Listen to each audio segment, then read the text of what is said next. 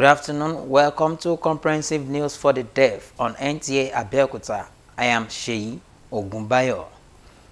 The Ogun State Governor, Dapo Abiodun, has dedicated his victory at the State Governorship Election Petition Tribunal to God Almighty and the people of the state for their unwavering support, pledging to rededicate himself towards service to humanity.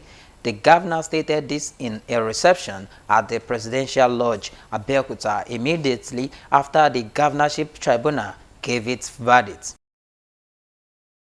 Government House correspondent Akim Jimoh reports that Governor Dapo Abiodun, while addressing his supporters and other party faithful, appreciates God and the people of Ogun State for their unwavering support during the tribunal's proceedings, describing the 11 hours judgment as another victory for democracy.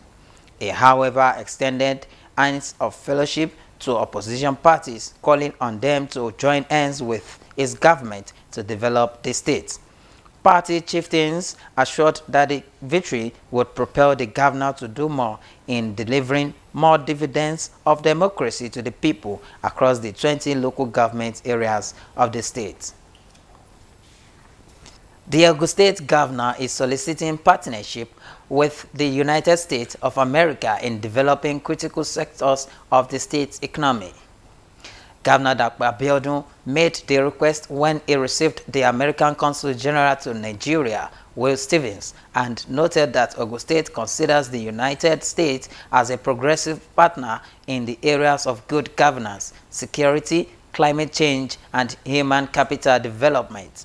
He said his government has transformed the state with modern infrastructure, taking steps to attract businesses and moved the economy from being federal allocation focused to becoming the state with the third largest internally generated revenue in the country. Governor Dapo Abiodun informed that his administration is constructing an agro-cargo international airport at Ikperu Ilishan Road in Ikenne local government area of the state, adding that the project is strategically designed to create the needed infrastructure to boost exportation of agricultural and non-agricultural goods. He said the cargo airport will be a game changer in import and export promotion as an metropolis equipped with components such as a special agro-processing zone. An international testing center to certify agro-produce are part of the project. Ogun State Governor Dapo Abiodun has approved the appointment of 2,000 intern teachers to address the challenge of shortage of teachers in public primary and secondary schools across the state. The governor gave the approval while addressing teachers on the occasion of this year's World Teachers' Day celebration held at Obas Complex, Okemoson, Abeokuta. Government House correspondent Akim Jimoh reports that Governor Dapo Abiodun, while felicitating teachers, acknowledges the pivotal role teachers play in socio-economic development. The leadership of various unions in the profession noted that the theme of this year's World Teachers' Day, the teachers we need for the education we want, the global imperative to reverse teachers' shortage, is apt. The high point of the event was the conversion of 1,000 out of 2,000 intern teachers recruited in 2021 to permanent teaching staff and the lifting of ban on the employment of 2,000 more temporary teachers. Teachers and schools which distinguished themselves in various national and international competitions in the last 1 year went home with bountiful material, cash prizes, and award. The Ogun State House of Assembly has lifted the 3.5-year suspension on the activities of members of the National Union Road Transport Workers in the state. The House passed a resolution lifting the suspension following peace and tranquility that now reigns among the transport operators in Ogun State. Yemi Dalimo reports that the House at plenary also received an executive communication from Governor Dapo Abiodun. Chairman House Committee on Transportation Oludaisi Elemide notes that there is now peace and tranquility among the transport unions in the state and moved the motion urging the House to lift the suspension.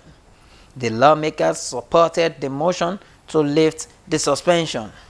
In another development, Speaker of the House, Olakunle Oluomo, briefed members on the names of additional three commissioners nominees sent by Governor Dapo Abiodun for approval. They include Olatunji Olushola Odunton, Funmi Efuape, and Isiaka Wasiu. Security agencies operating in border towns across the country have been reminded of the need for renewed synergy with traditional rulers and residents of the communities to successfully win the war against transborder crime and criminalities within the West African sub-region. This was the high point of the 5th Annual Independence Day Symposium by the Ikpokia Local Government Youth Forum in conjunction with Nigeria Customs Service, Ogun 1 Area Command, Idiroko, Ogun State. With the mandate to key into the renewed hope initiative of the federal government to rid smuggling and encourage legitimate trade, the Nigeria Customs Service has seized contraband goods worth over 200 million naira in Ogun State. The Acting Comptroller General of Customs, Bashir Adewale Adeniyi, made this known while briefing journalists in Abeokuta, the Ogun State capital. Members of the Nigerian Society of Broadcasters are renewing their commitment to professionalism as they vow to tackle unprofessional conduct to achieve national growth and development. This was at the inauguration and induction ceremony of new members of the society in Ogun State. Yemi Dalimo reports that Ogun State Chairman of the association, Bashorun Festus Kende, says the Society of Nigerian Broadcasters is significant to innovate and integrate the latest technology to enhance the reach, engagement, and impact of broadcasters in the country. Veteran broadcaster Dr. Yemi Farombi notes that broadcast practitioners have the responsibility of disseminating this truth, which is the hallmark of the profession. Among 39 new members include former manager of NTA Abeokuta and National Commissioner of NPC Funmi Wakama and Yeye Seyi Aderinokun were thereafter inaugurated. Dignitaries including Olowo of Owu Kingdom Oba Saka Adelola Matemilola, former Director General NBC Yomi Bolariwa, and others charged the association to promote ethical standards and be committed to national development. No fewer than 500 residents of Owu in Abeokuta benefited from a free eye test, distributions of drugs, as well as eyeglasses courtesy of Lions Club International, District 404B3, Nigeria, Abeokuta, Axis, as part of the club's socio-humanitarian assistance projects.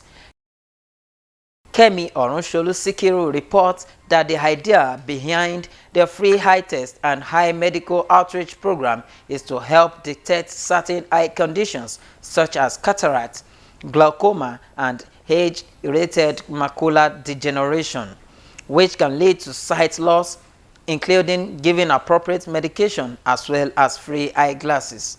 Olowo of Owu Kingdom, Oba Saka Adelola Matemilola, commended Lions Club District 404B3 Abeokuta for numerous humanitarian services it has rendered to Owu community. Beneficiaries of the free eye medication could not hold back their joy. Lions Club International is home to 1.4 million members who are dedicated to serving their communities and the world. As a young man, he celebrated his 27th birthday on October 1st, 1960, the day Nigeria got independence from colonial rule, and 63 years after with lots of enviable achievements and contributions to humanity, is thanking God for his mercy and grace of longevity as he joined the class of nonagenarians. It is for these reasons that family, members, and associates rolled out the drums to celebrate the uncommon grace even at 90. Well, you wonder who this man is. Our reporter captured the mood of the celebrant at the 90th birthday celebration of the chairman Board of Trustees, Institute of Health Services Administrators of Nigeria, Chief Doja Adewolu in Abeokuta. In a sermon entitled Life at 90, Archbishop of Egba African Church, Most Reverend Babatunde Ojomu, enjoined the celebrant to be more closer to his Creator, urging the congregation to live in anticipation of heaven. At a colorful reception for the birthday celebration with touch of royalty, former President Olusegun Obasanjo, former governors Olusegun Oshoba, Ibikunle Amosun, and other distinguished personalities spent substantial moments hanging around the celebrant with glowing tribute to his personality and contribution to the society. One of the high points of the celebration was the cutting of the birthday cake, while the great Juju maestro Dr. Ebenezer Obey Fabiyi provided good music. It was a moment of jubilation, celebration, and appreciation of God's benevolence as family and well-wishers gathered to celebrate a colorful and fulfilling years of God's mercy and grace upon the life of Pa Joseph Oluwole Oyebola, who clocked 85 years on earth. Lekan Agbonde captured the simple but compact early morning event at the Onikolobo residence of the celebrant. With long life will I satisfy him and show him my salvation. This scriptural verse from the book of Psalms 91 verse 16 is invariably one of the most desirable promises of God coveted by people who believe in him.